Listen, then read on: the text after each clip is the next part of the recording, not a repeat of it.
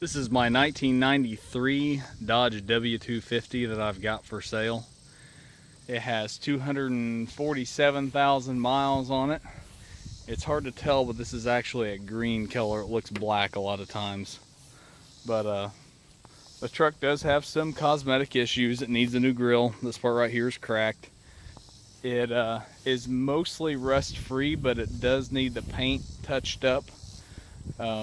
It is peeling back here and back behind the bumper right here. It's bubbling, and it just needs this bumper removed and that ground out and painted back again. Outside of that, there's no rust bubbles on the truck. Every time anything like that's ever come up, I've just did exactly that. I've ground out the rust and covered it in primer and painted it, and keeps the rust at bay that way. But there are several little spots on this truck that need to be touched up. The tires are decent. The front ones are probably about 50%. See if my camera will focus there. And the back ones are better. They're probably about 75%. It is a 3/4 ton. The rear ABS is unhooked, but that was an option on this truck. It's an LE, so it's got the Ram Charger seats in it.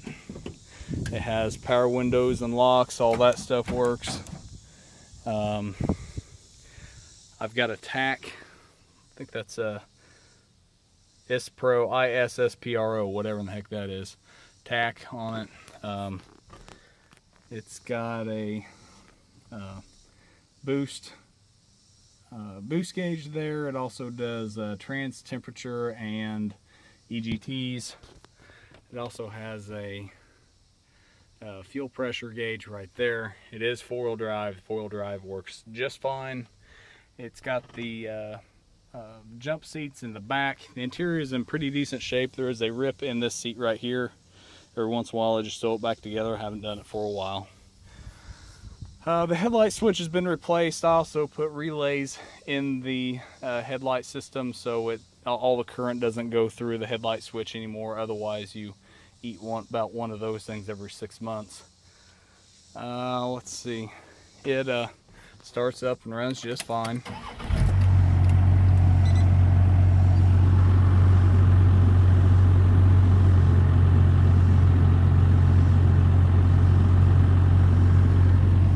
I don't know why that thing is, it looks like that is scrolling, but it's not actually doing that there. It's got a CD player in it. Let's see. The cargo light is missing on this truck. It was taken off at some point or another. It's not there anymore. It does have sliding rear glass on it. The rear bumper back here, you can tell, is just a little bit tweaked. It's not bad, but you can tell that it is has been dropped down just a little bit. You can probably straighten it out with a jack, but I've never tried it. It's got a 4-inch straight pipe on it to a 6-inch tip. I think it was a diamond eye exhaust, but I forget. It was on the truck whenever I bought it. The frame is in good shape. It has a white top on it. This side of the truck has been repainted. I got backed into not long ago, and they actually repainted the whole side of this truck. So this side's in a little bit better shape than the other side. I don't know if you can see it or not. There is a little bit of hail damage across the roof of this truck, or across the hood. This is not a show truck. This is a work truck. But it is a very good, solid old truck. It's got extra insulation both in the door panels and underneath the carpet and behind the panels in the extended cab. It's got it's basically insulation. It's designed to go underneath carpet, but it makes for a very quiet ride inside.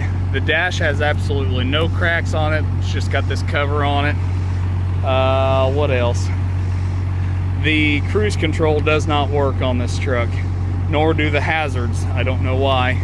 I've replaced the that, oh, I forget what you call it, but it's the round deal down there on the fuse block that's supposed to control the hazards.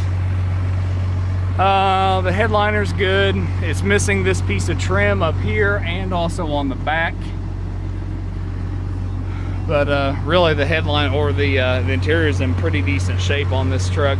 There is one small hole right there. But really for a first gen Dodge, this thing is really in pretty decent shape. It drives very nice going down the highway. It does not pull off to one side or the other whatsoever. The doors open and close just fine, as they should. Has a nice big homemade front bumper on it. Lockouts work like they should.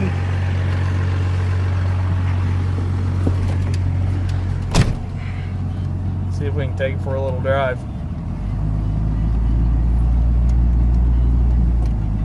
It has a 3,200 RPM spring in the fuel pump. I ground on the pin to make it more aggressive. The screws have been tweaked with, but it's not maxed out. It will blow black smoke if you're into that sort of thing. It sounds wonderful going down the road. It's got a really fantastic low baritone sound. Oh, the speedometer does not work.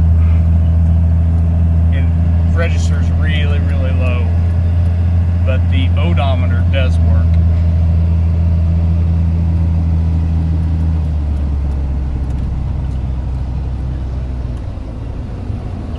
Carrying just a little over 10 pounds of fuel.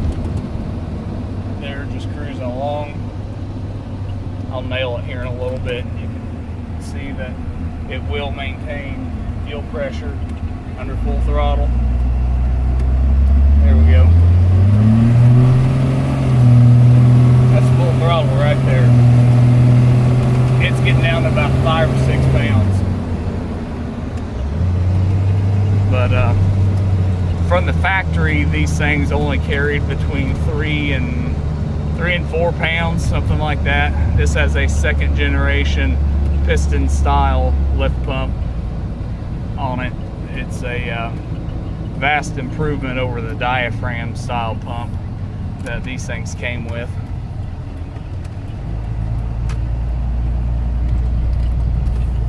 But the thing really has very few squeaks or rattles on it.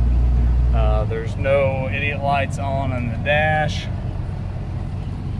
It drives very tight. I've rebuilt the steering shaft on this truck, as well as some of the front end components are new as well.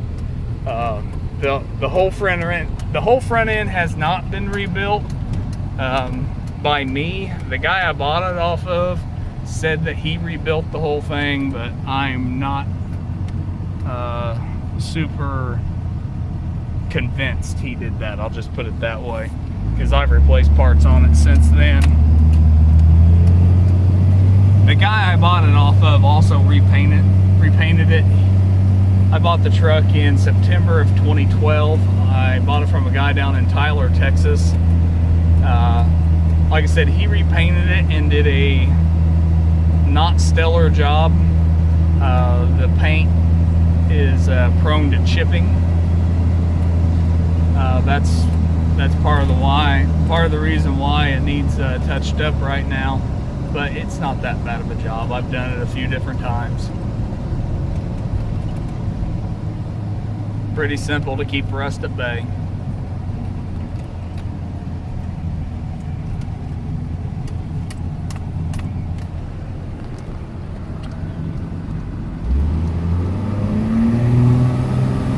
Cleans up pretty good after you get on it, after the turbo spools up.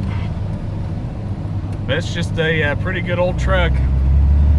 My price is $10,000 on the truck, and I am firm on that price. if you're interested, just give me a shout.